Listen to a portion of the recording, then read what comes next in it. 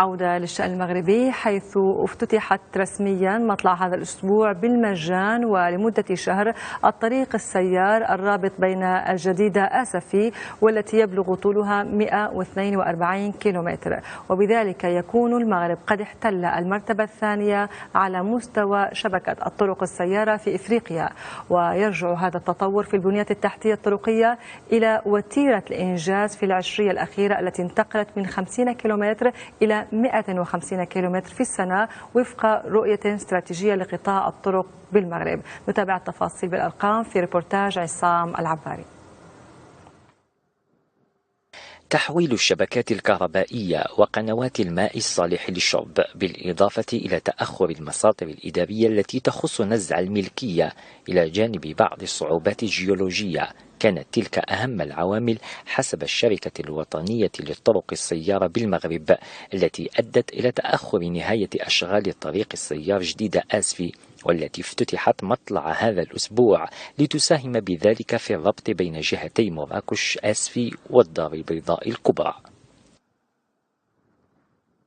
هذا الطريق السيار، هذا المقطع ديال الطريق السيار اللي كيربط من الجديدة إلى آسفي، فالأهداف المتوخاة منه هو أولا حلقة وصل بين المنطقة الاقتصادية المهمة اللي هي مراكش آسفي مع المنطقة الاقتصادية المهمة اللي هي سطات والدار البيضاء.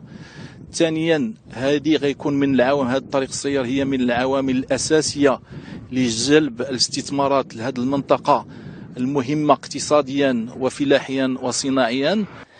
وقد كلف إنجاز المشروع ما يقارب 5 ملايين درهم، كما عرف إنجاز 140 معبرا علويا وأرضيا وباحتين للاستراحة و6 بدلات. ومن المنتظر أن تستقبل هذه الطريق 4000 سيارة وشاحنة يوميا، إلى جانب الدور التنموي الذي ستلعبه خصوصا بالنسبة لمدينتي آسفي والوالدية كقطبين سياحي واقتصادي، وفك العزلة عن بعض مدن الجهتين. كانت الطريق مزاحمة وفيها العراقيل كثيرا، ودابا ولات الحمد لله رب العالمين سهلة بزاف، ماشي شوية، يعني الحمد لله على هذه النعمة.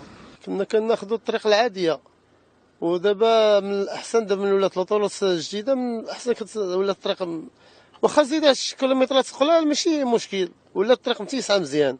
الطرق اليوم الحمد لله هي قربت علينا الطريق اللي كنا كنضربوها زعما بزاف. كان عندنا هنايا الطريق سي اسماعيل جديده، كان عندنا فيها مشكل كبير ديال البلوكاج وانسجاما مع أهمية هذا المشروع، ينتظر أن يتم استكمال أو انطلاق الأشغال الخاصة بإصلاح المحاور الطرقية المؤدية للطريق السيار، خصوصا على مستوى المحور الطرقي سيدي إسماعيل والوالدية، هذا الأخير الذي يهدد سلامة السائقين.